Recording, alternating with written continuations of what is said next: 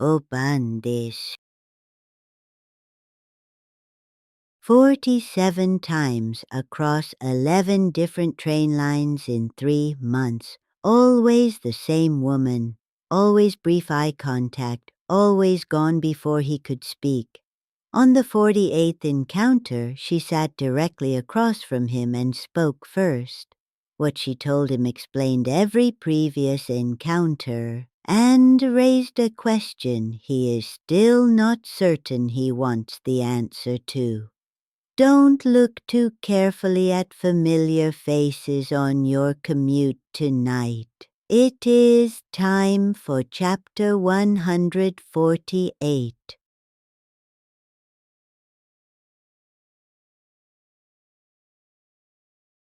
The city is large enough that coincidence can explain most repeated encounters.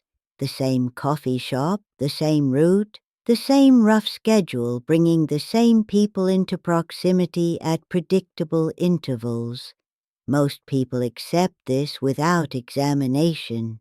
But 47 times across 11 different train lines, lines that do not share stations, that serve different parts of the city entirely, is not the kind of number that coincidence accounts for comfortably.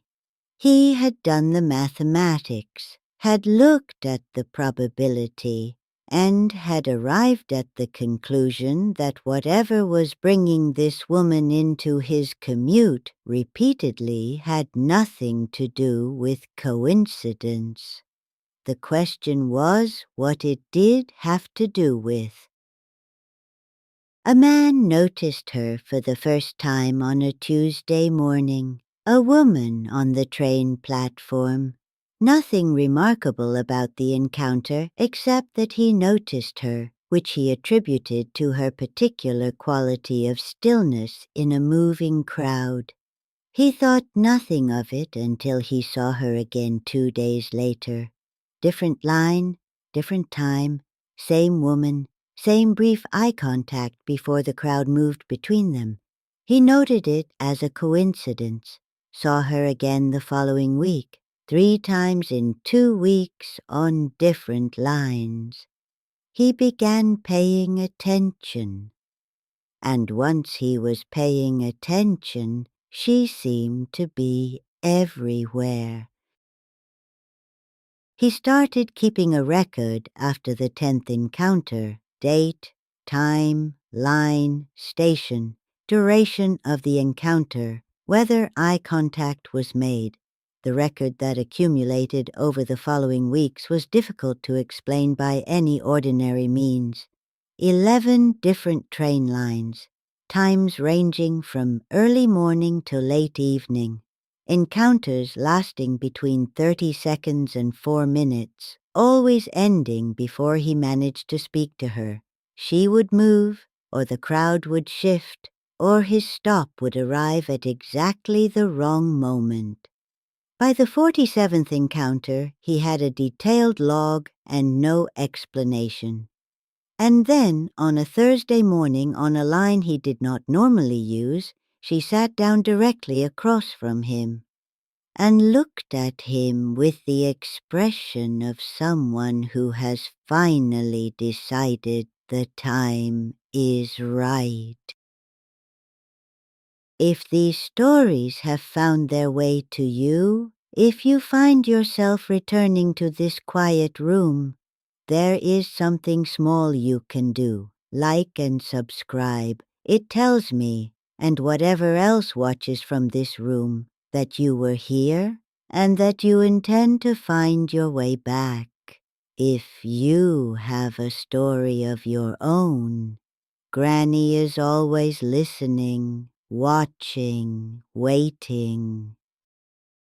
She said his name, then said she owed him an explanation. He asked how she knew his name.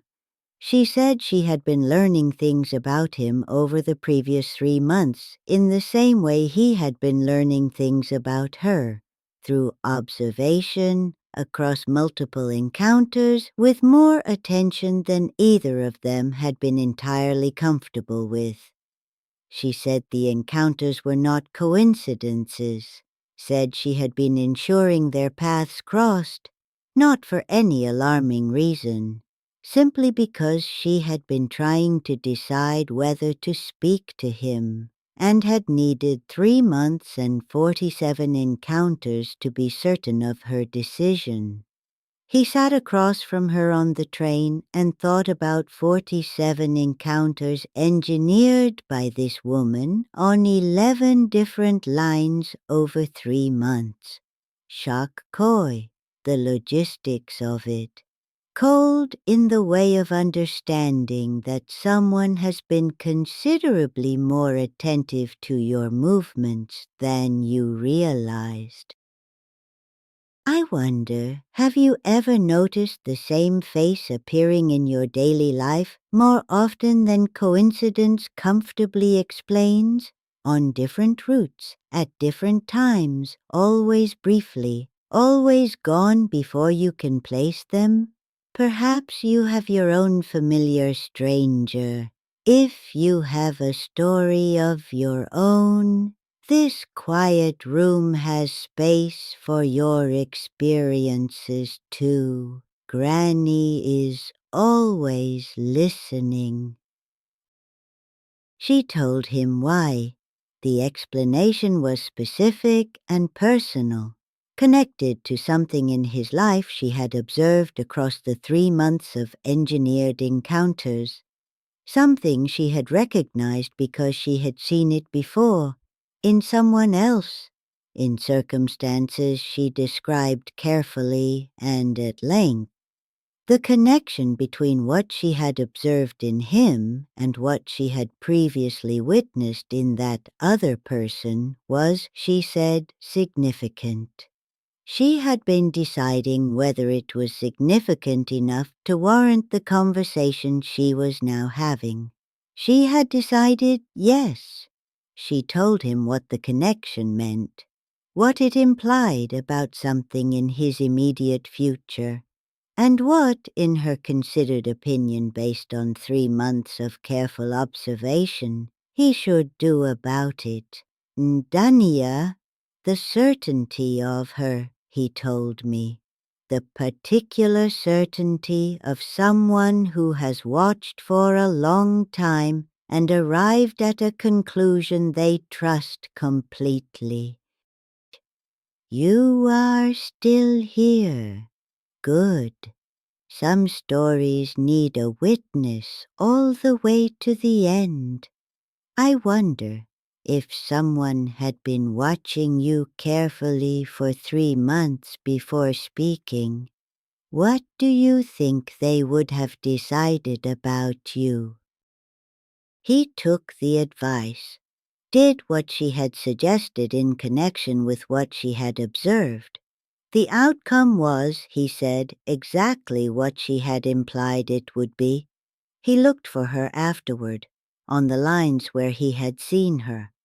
At the times the log suggested she might appear, he did not find her again, not once in the months following their conversation. 47 encounters across 3 months, engineered with considerable effort. 1 conversation, and then nothing. As though the conversation had been the point all along, and having been had, there was no further reason for the encounters to continue. He kept the log, looked at it occasionally, 47 entries and then a blank, as though the record itself confirmed that what happened had been deliberate from the beginning and had ended exactly as intended. I think about the effort required to engineer 47 encounters across 11 train lines over 3 months, the attention to schedule, the knowledge of routes and timings, the patience of someone who has decided something needs to be said, but has also decided it needs to be said at the right moment, to the right person, with the right amount of observation preceding it. Most people who have something to say simply say it. But occasionally someone takes 3 months to be certain before speaking. And the 3 months of certainty building in retrospect becomes the most interesting part of the story. Not what was said on the 48th encounter, but what was decided across the 47 that came before it. Another whispered story from Japan, shared quietly here beside the kotatsu. Pay attention to the faces that appear repeatedly in your daily life, not the familiar faces of known people, the others.